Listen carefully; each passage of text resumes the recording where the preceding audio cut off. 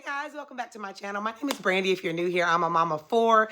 I have a fourth grader, a rising fourth grader, rising third grade twins, and a kindergartner. I can't believe my baby is 5 and she's going to kindergarten next year. I'm not going to hold you guys up. I want to talk to you guys today. Let me straighten up my camera a little bit. I want to talk to you guys today about my fourth grade curriculum picks. This video I already filmed one time and I'm so disappointed that I messed up something huge. I forgot to talk about math. So I'm going to do this all over again because I really do not feel like editing this at all. What you see is what you get, okay? So let's hop into it. This year, I'm super excited. My daughter has used The Good and the Beautiful. First, I taught her to read at 4 years old using Teach Your Child to Read in 100 Easy Lessons. I'm going to be using that with my rising my rising kindergartner this year. But every year after that, I kind of used The Good and the Beautiful because I wanted her to hold my hands. I was so afraid that I would miss something if I skipped a phonics year. My daughter has been reading novels since she was in first grade. And now she's a voracious reader. She stays up late in her room reading every night. She's read way more books this year than I have and anybody else in the family has. She loves to read. And so I also have, a child who we believe has dyslexia and who is not a reader. So if you have a child who struggles to read, believe you, I'm in the trenches right there with you. Every child is different and every child has their strengths and weaknesses. So don't hear that and think, oh, my child is not up every night reading novels. That is okay because I have one who doesn't love to read and I have one who reads great and hates reading. So, whatever, everybody is different. This year, instead of using The Good and the Beautiful, I have decided to use a totally different curriculum that I'm super excited about, something I have been waiting for years, and that is to use a literature-based program to continue to foster my kids' love of reading, my oldest, Alexa. So Alexa for fourth grade is going to be using Lightning Literature and Composition, grade 4.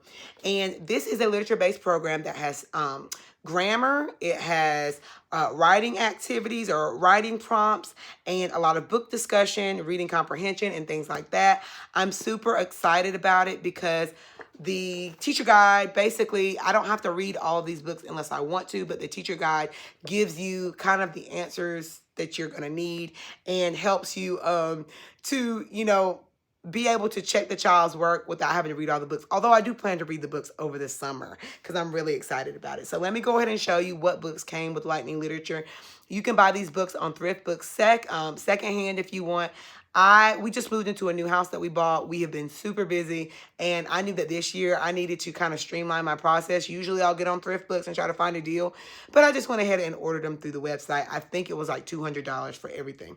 So these are not in order and how she's going to read them through the school year. I'm just going to show you each book that she's going to read this year that is going to be required reading. All right, so we have The Family Under the Bridge, Tuck Everlasting, a favorite of mine from when I was a kid. Where the Mountain Meets the Moon. This is a thick book. Fantasy. She loves fantasy. Morning Girl. The One and Only Ivan. Another thick book. My niece, who is 8 years old, 1 year younger than Alexa, read this whole thing recently. Love That Dog. A book of poetry that explores themes of grief. The Borrowers. I'm so excited about this one. I cannot wait to read that one. She's reading all of these by herself. The Boy Who Harnessed the Wind, about a boy from Malawi, Africa, who learned about windmills. I don't know. I haven't read the book, but I'm going to. The Dreamer, award-winning. I'm excited about that. Gone Fishing, another poetry anthology. The Earth Dragon Awakes. This is her only, I think, historical fiction of the year, which explores the San Francisco earthquake of 1906. I think she'll like that one. And the last one in the set, Nim's Island. I think this also might be another fantasy or adventure story. So I'm super excited about her language arts. I have always wanted to cut ties with The Good and the Beautiful and release my child to read without feeling like she's going to miss a phonics principle or miss something. And this is that year. She did this, The Good and the Beautiful level 3rd grade. She's finishing that up now. She really loved it. It was enjoyable to her. She read every single one of those books independently. You're supposed to be like parent and child reading together. Nope. She wanted none of that. She was like, Mom, I got this. In fact, she was reading ahead of me while I was trying to read my part. And I was like, do you want to just read this? And she was like, yeah. So I released her. I check all of her work. I make sure she does it correctly. But, you know, she's the end of third grade. She's very independent. And I knew for a fact that she's ready for this curriculum, this language arts curriculum, where she can read amazing books. And there's a lot of book discussions in the teacher guide. So I'm excited about that. For math, we are not breaking what doesn't need to be fixed. We are sticking with Abeka. Guys, I will continue singing the praises of Abeka. We are doing Abeka 4. Abeka is a arithmetic-based program. It is the way that I learn math. I taught Common Core in public schools, and while I think that it's great for mental math and being able to have some mental flexibility, and I know that I could send my child into a public school and they could pick that up pretty quickly based off some other skills that we have been developing.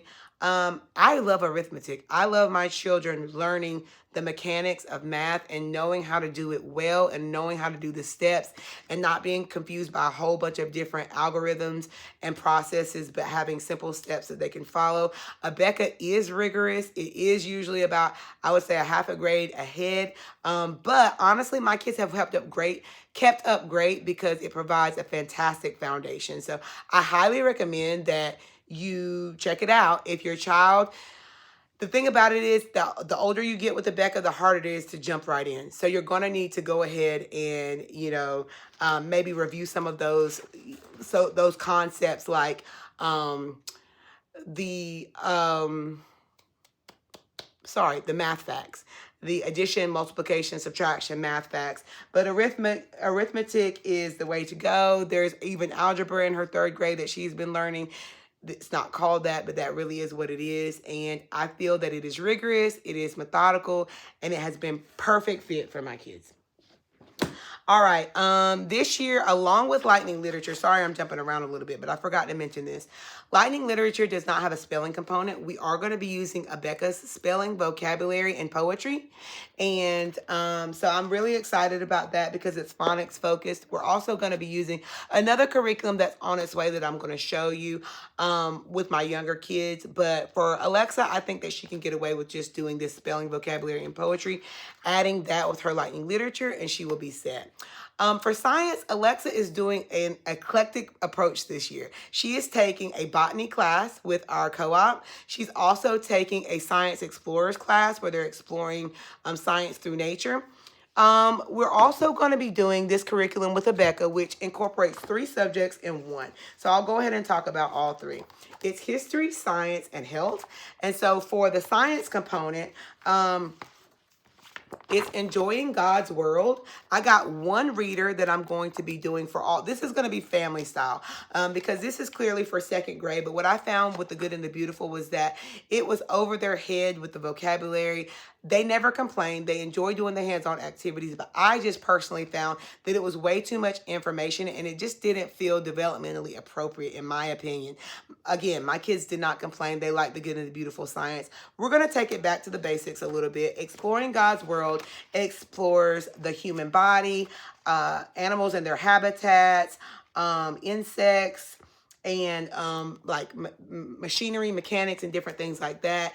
Yeah, I am excited about this. I'm going to be reading this aloud, and they're going to be answering the questions in their science notebooks. I'm only buying one reader. This is a reader, and there are some questions in here, but I'm not going to be having anybody writing here. This reader is going to be read aloud, and then they will answer and do some activities in their science activity book, history, science, and health activity book.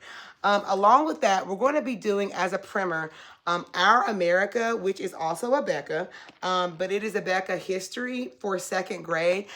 I feel like I made a mistake with History Quest this year. I jumped in and we did ancient all year. My kids enjoyed the activities for History Quest, but I grew very bored of learning about ancient history all year. I wish I had chosen a more eclectic style where we are focused on different periods within one school year.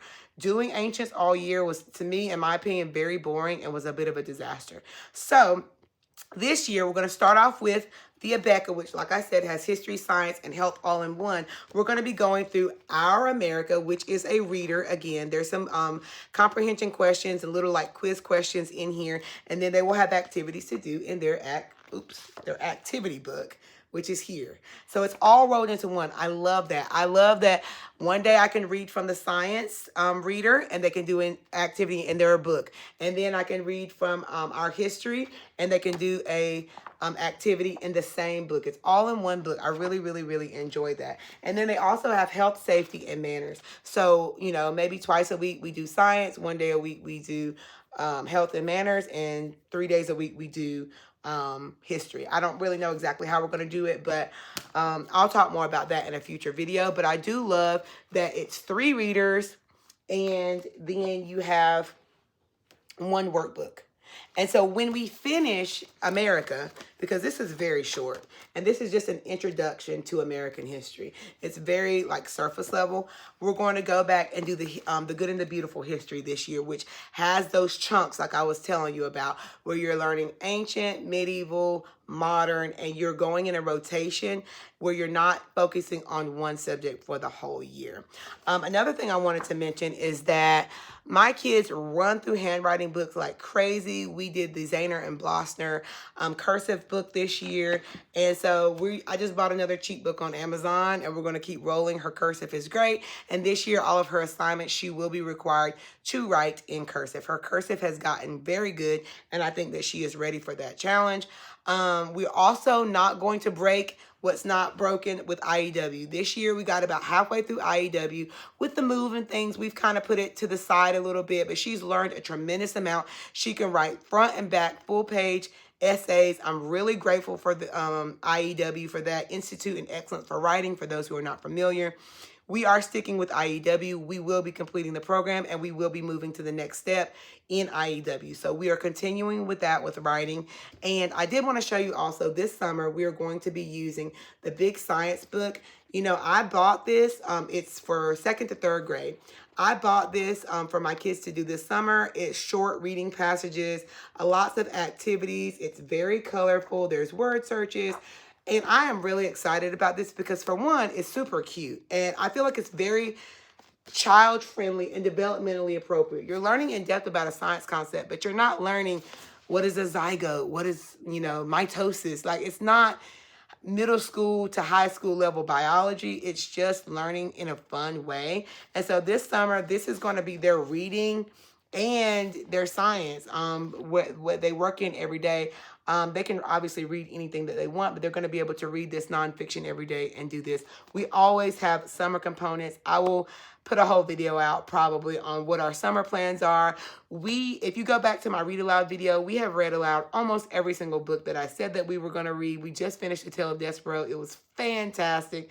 There's a new book on our list that I have not shared yet. Maybe I'll talk about that in another video, but I don't want to make this too long. Math, we're sticking with Becca. IEW for writing, Becca for history, science, and health. And then we're going to do the Good and the Beautiful. And we're doing lightning literature for her language arts. Stay tuned for my 3rd grade picks. They're totally different. Alexa is older. She's more independent. She is able to read and do things a lot more independently on her own. And so her setup is going to be very different for my rising 3rd graders. Thank you guys so much for watching this video. I just had my son bust in here, so it's time to go, and I'll see you guys on my next one. Bye.